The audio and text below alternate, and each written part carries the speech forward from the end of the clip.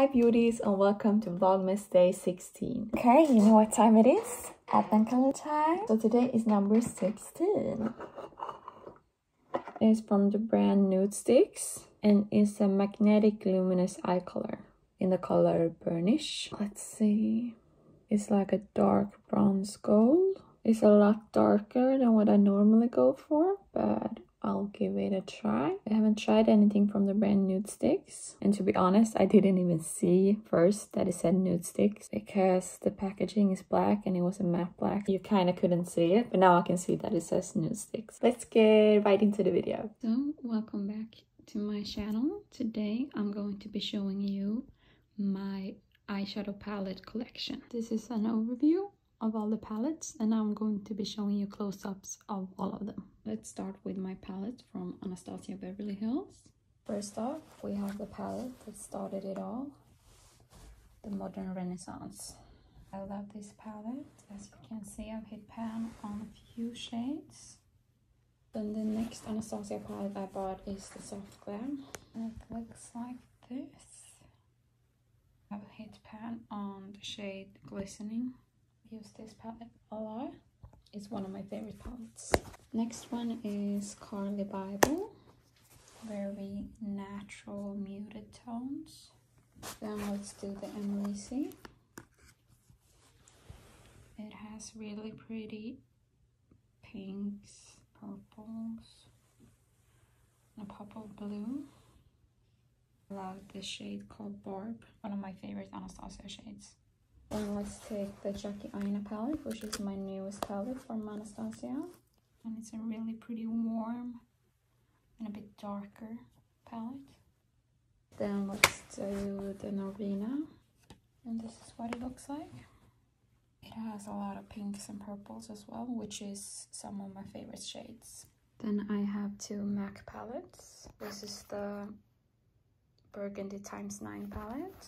It's a really simple palette that I don't use a lot nowadays. It's a really pretty and easy palette to just take with you when you're traveling. And then this one is basically like a bigger size palette with kind of similar shades. It's a warm neutral palette. Next up we have the Urban Decay Naked Cherry. This is what it looks like. Again, more pinks and purples. You can see I have favorite colors that I use. Next palette is the Sweet Peach palette. I bought this when I was in America. And you can see I really used the color Luscious a lot. I do not use this palette that much nowadays, and I should really try to bring it out more. Then I have my Huda Beauty textured eyeshadow palette. And it's the original formula, so it's her first palette she ever bought out. I use this from time to time, but I would like to buy one of her new palettes because they say her new formula is way better than her old one. Then let's do some Lunar Beauty. First off, I have Lyserdrac, which was his first palette. A really pretty neutral palette with some pops of colors. And we have the star of the show, the Moonspell palette. And I can't talk about the design of this. So pretty. But I think Lunar Beauty's formula is one of the best formulas I've ever tried, so I really do enjoy this palette. Then let's do Kylie Cosmetics. I have two palettes. I have her first ever palette, which was the bronze one. I can't even see what it's called because the name has rubbed off, but it was the first, like her neutral palette, the first one she ever made. Then one of her newer ones, which is the Sailor collection. And I have to say, her new formula is a big step up from her old one. I think this formula is way better. Then we have a palette from ColourPop, and it's the Baby Got Peach palette. It has really pretty peach colors, but I do think this is more like a summer palette, so I haven't used it in a while. The only thing I don't like is that the packaging rubs off really easily, as you can see. Then I have a palette from Marc Jacobs. This is Scandalust palette. This is what it looks like. And I actually dropped this palette, so this shade got really broken. But I do really enjoy the Marc Jacobs formula. Then this is an In-Laugh palette that I did myself.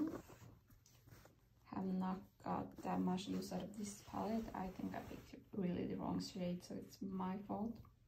The formula is really great, but I don't use these a lot. I might actually give this to a friend. I remember I have another Urban Decay palette actually. I had the Game of Thrones palette, the one with the throne and everything. And these are the shades, what the shades look like. And I actually do really enjoy this palette more than most people. I actually have used it a lot, especially like these colors over here, the Targaryen and the Lannister part of the palette. Then I have my Adeline Morin X Tart palette. And it's a really pretty like on-the-go palette. And I have a blush and a highlight in it as well, so it's perfect for travel. But I can't say that I've used this a ton. I do really enjoy Tarte's formula, and this is the only Tarte palette that I own, so yeah. And the packaging is really cute.